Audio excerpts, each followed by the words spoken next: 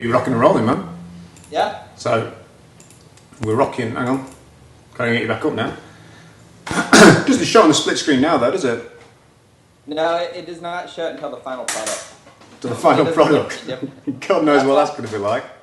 That's why it's kind of scary, because I've done like interviews, like guest interviews of people I've never known before, and it didn't work because I was like, shit. So I had to like figure out how to do like little pictures and insert audios. Oh no! What a flipping what a nightmare.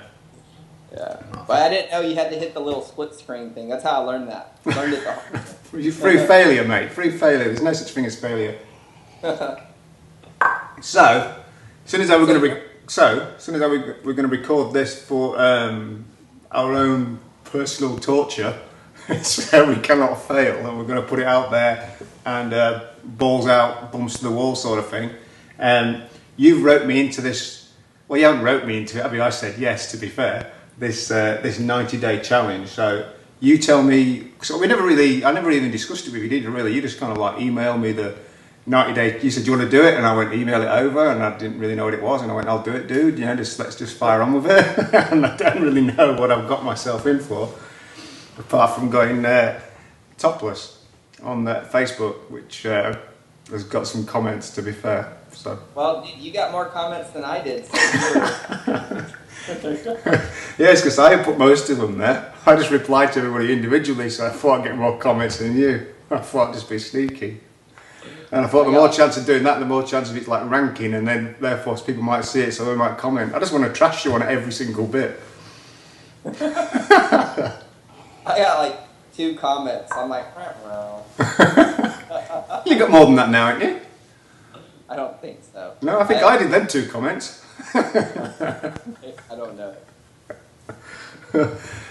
So what is it? What is this? Where's this come about? Why has this come about, this 90-day challenge? Why? This came about because a dude that I hired is one of my mentors, Garrett J. White. He started this Warrior 90-day challenge. And then he also created kind of like a precursor to the challenge, which is called the Warrior 30-day burn. And so basically the whole idea of the Warrior 30-day burn and the Warrior 90-day challenge is to have men know that they can have it all. Knowing that, you know, if you're like a warrior high producer male, that you're one of these people who you usually take care of your body pretty well, and we take care of our businesses all the time. So we're kind of like this 2-dimensional man, and as a result, usually the relationships that we have with our families and with our significant others and our children epically fail, and they're like just usually in chaos, or they're at a very just kind of subpar, mediocre level. And then the idea of beingness, for most of us, is non-existence. So a lot of the people that are in the program, a lot of the men, they seem to have like a very hardcore conservative Christian background. All right. And so they understand prayer, but they don't really understand meditation because it's really not taught in the Christian culture. All right. And so the idea of the challenge is to help men understand that you can have it all, that you can have a nice ripped body, that you can have beingness where you can be connected to source, and it allows you to create space, which allows you to be able to have less stress. And if you have less stress, then you're able to show up more fully and present with your family and your significant others, and you can actually have these amazing relationships with people you enjoy. And then you can also have this business that's doing way better because you're holding space, you're not stressed. And when you're not stressed, you're able to close deals better, you're able to create faster, and you're able to produce more with less effort. So that's kind of the idea. And so when he sent me a Facebook message and said, "Hey dude, do you want to come play?" And I was like, "Yeah, I'm in." And so I did that, and then we're talking about, well, we should find somebody to, you know, hold yourself accountable if you have a buddy or something. So I was like, fucking hell yeah, I'll reach out to Ian and see if he wants to do it. I mean, even though he's like across the Atlantic Ocean, why the hell not? So I did, and I was like, dude, this is what I'm up to. You want to do it? And you're like, yeah. And so here we are. Simple as that. There's a couple of things I didn't realise there. I didn't realise that it was just all men. Yep. I thought there might have been women in this group. So I'm obviously devastated. I'm devastated straight away there. But, yeah, no women, dude. It's all men. Oh man, that's cool. I'm okay for that. That allows me to tick off one of the boxes on my chart actually, which you can cover later on. And I didn't realise that in this group it's kind of like shocked me a little bit, or surprised me really. You said it was like Christian, like religious sort of thing. That's kind of surprised me really as well. Yeah, and they're not like your Bible bashing Christian people. That's not what I mean by that. Yeah. What I mean is that, I mean, like, even if I speak for myself, I grew up in a very conservative Christian background. I actually grew up attending the Church of Christ. Yeah. Which is like you interpret the Bible literally, you know, you can't clap because, you know, you can't, you know, there's like all of these things, you know, you got to dress a certain way. And so basically what it does for me is if you mess up, you're like, I'm this terrible sinner. I'm this terrible person who's not worthy of God's love, blah, blah, blah, which is totally not true. Yeah. So as I've gone and dug and dove into spirituality and learned more and more and more, this idea of coming to a place of just being and accepting myself and understanding that God does love me, as long as I am seeking my highest self and doing the best I can be to love other people and love myself, everything is perfect. Exactly. So that's kind of where it's at, and being able to be in the space of that space and also allow myself the opportunity to figure out how to meditate, just meaning a space of no expectations, I just am. And I'm trying to cancel all of the stuff that's going on. It allows me to have less stress, to have more space for other people and for myself and for my creativity. Yeah. So even when I was talking about business, I was talking to another one of our warrior brothers last night. His name was Fred. And he's like, man... That just doesn't sound like a warrior brother's name. Warrior brother Fred. I know. Flintstone. Yeah. Anyway, cool dude. So he's in Missouri, and he's like, man, I've got my business down. It's doing really well. And he's like, literally, it only takes me about 3 hours to run my business every day. Yeah. But I've been forcing myself to stay in the office, like just jacking around on the computer because I got to put in my 8 hours, you know? Yeah. He's like, it's stupid because I own my business.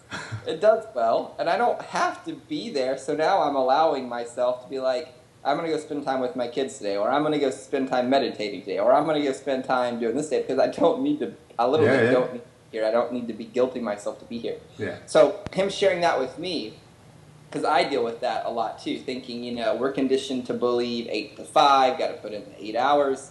And so it's really interesting trying to figure out this new game of what it is. And because I'm not saying you don't have to work 8 hours, but I'm also saying that you shouldn't work 8 hours. Yeah. It depends, I guess, on what your income goal is and what the lifestyle level that you create. Yeah. And then however much effort you need to put in that to create that, then that's all in well. Yeah. So it's really interesting allowing myself to say it's okay to do that. You know, like, so tomorrow I plan on getting on the lake. I live on a lake. And going paddleboarding for 4 hours tomorrow. Right. So allowing myself the ability to allow myself to do that, you know?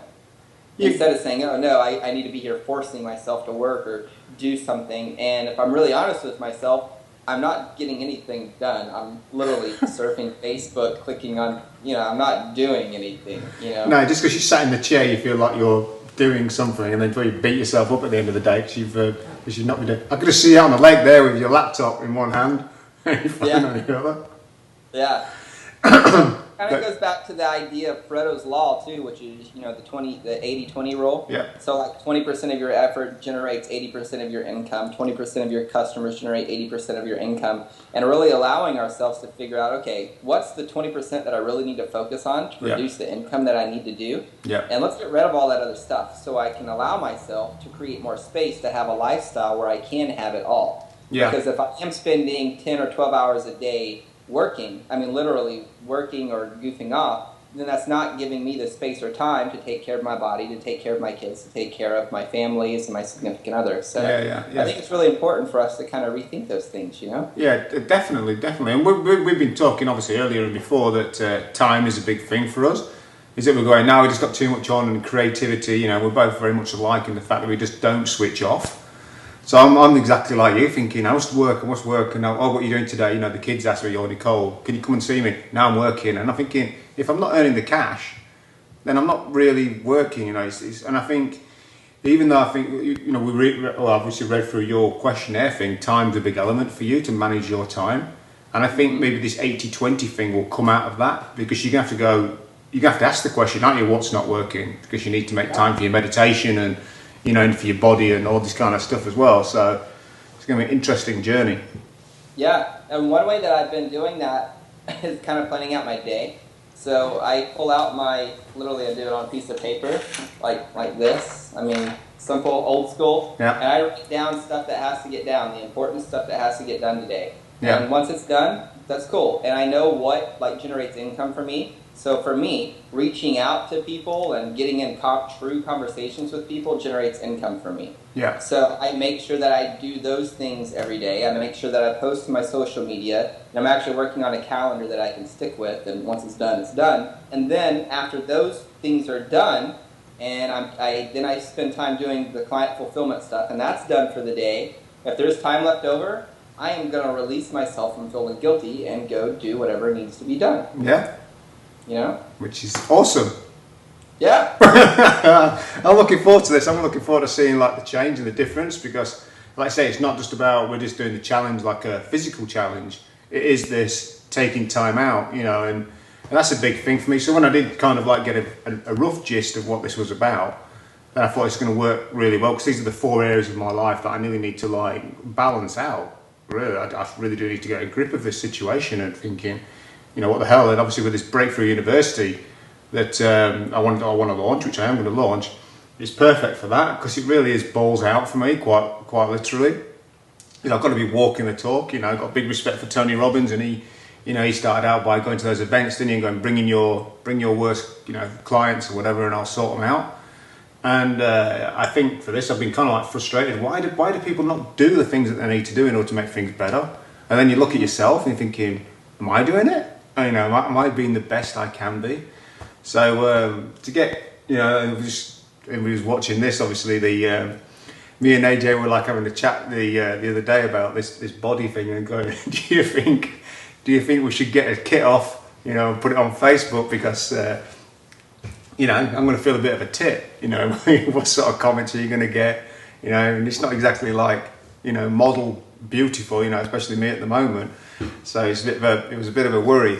So obviously AJ said ask my other half to see what she thought. I never got in touch with her, but there was like 7 girls. It was online on Facebook, so I thought I'd just get the woman's opinion.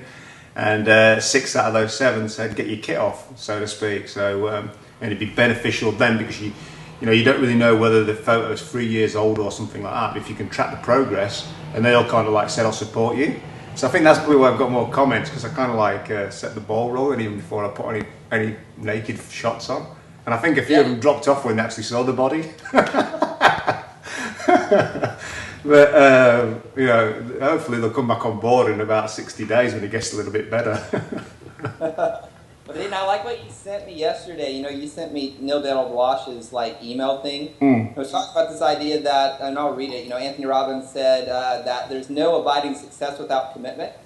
And so basically, you know, Robbins was saying commitment is the key to achievement, and how committed are you to your future, to your goals, to your relationship, and to yourself. And then it went on to say, do you want to be healthier, or do you just say you want to be healthy? Do you want to be happy, or do you just want to say you want to be happy? And like, so do you want to be more patient? So it was kind of really timely, since here we are talking about taking care of our 4 areas of our life, our body and our beingness, and our balance and our business. And it's one of these things that, do we just say that we want these things, or are you actually going to do shit to make them happen? Yeah. You know? Definitely. So it's kind of nice for us to take, okay, what's our impossible game in each area, and we have that. And then we broke that down into daily actions that we get a point for, a half a point or a full point or whatever. So that way we're making sure that we're doing something to create the result that we want, you know? I think so many times people say, yes, I want this, but yet they're not willing to do, or they don't stay committed to doing to get